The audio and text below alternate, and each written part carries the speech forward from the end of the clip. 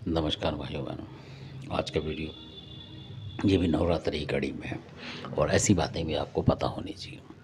तो ये है, आपने सुना होगा कासगंज में भोगपुर जो है, भोगपुर की माता चामुंडा है। काली भी कह सकते हैं आप, चामुंडा भी कह सकते हैं, दुर्गा भी कह सकते हैं। तो ये चामुंडा है असल में। तो और ये बहुत प्राचीन है, मतलब हज़ारों साल पुरानी है। पर क्योंकि इतिहास पता नहीं होता तो कोई 500 बताता, कोई 600 बता देता है ऐसे। पर क्योंकि ये अलाउद्दीन के टाइम की देवी है, बहुत पुरानी। तो कई बार आपने देखो, कई मंदिर होते हैं जो उजड़ जाते हैं, फिर बाद में कहीं पिंडी वगैरह निकलती हैं। तो ऐसे भी मंदिर हैं, बहुत सारे होते, प्राचीन है। इसी तरीके की ये है। तो इनको जो भोग बोलते हैं ना, भोगपुर वाली माता, वो इसकी वजह है क्योंकि वहाँ के जो शासक होते थे, लोहा वगैरह जो शासक थे कासगंज वगैरह के, इधर उधर के, और बहुत सारे थे उधर, चौहान राजा बहुत थे उधर। तो वो सारे के सारे उनको मानते थे ज़्यादा, तो वो भोग लगाते थे उनको, मतलब इसलिए। और पुराने टाइम में, हाँ अब पता नहीं है, पुराने टाइम में उनको तामसिक बलि लगती थी बकरे वगैरह की, वो देते थे, युद्ध पे जाते थे। और आपने देखा होगा कि कासगंज वगैरह में, एटा साइड में बहुत सारे किले हैं, आवागढ़ वगैरह, ये सारे उन्हीं राजाओं के होते थे बारी बारी से।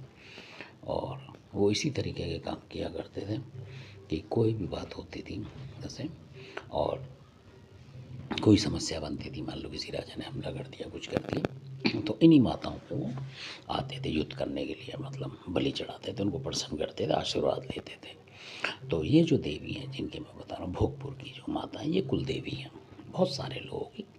और इसमें भी कास्ट की बात नहीं है, मतलब उस एरिया के जितने भी लोग होते हैं, कासगंज वगैरह के, इधर के एटा साइड के, इधर उधर के जो भी हैं, संभल वगैरह भी मान लो पहले, क्योंकि एक ही था सारा। तो इस वजह से तो बहुत से लोग पहचान नहीं पाते हैं उन्हें। और बहुत से लोग देखा होगा अपने, खाली खादराबाद खादराबाद में लगे रहते हैं और उनको मिलती नहीं कुल देवी। कई बार ऐसा भी होता है, कईयों की खादराबाद की कालका होती है। तो ये भी देवी ऐसी है। और अगर आप इनकी पूजा पाठ करते हैं और इनके मंत्र वगैरह सिद्ध कर लेते हैं, मान लो पूजा पाठ लगातार करेंगे जब भी बात है, और आपके बच्चों पर अगर तंत्र मंत्र हो जाता है, यानी भूत प्रेत आत्मा कुछ भी लग जाती है, तो आप अपने घर में इनको झाड़ सकते हैं। कहने का मतलब, हाथ पल्ला भी रख देंगे तो हट जाती है जी, इनकी इतनी शक्ति है।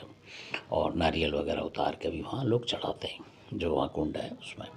और भोगपुर वाली माता की बहुत शक्ति है। अगर ये आपकी कुल देवी माता है और आपको अंदाजा है कि आप कासगंज वगैरह इस तरफ के एरियो में हैं कहीं, तो आप इनकी ट्राई ले सकते हैं। कभी किसी बच्चे की शादी हो रही हो, पैसे की दिक्कत हो रही हो, और आप इनसे प्रार्थना करें, तो बिना 1 रुपया चढ़ाए, ना एक बतासा चढ़ाए, देखेंगे आपको वो काम हो जाएगा। तो आप समझ लें कि हाँ कुल देवी है, ये बिल्कुल वास्तविक बात है। तो आपने भोगपुर की माता जो चामुंडा है उनकी सुनी।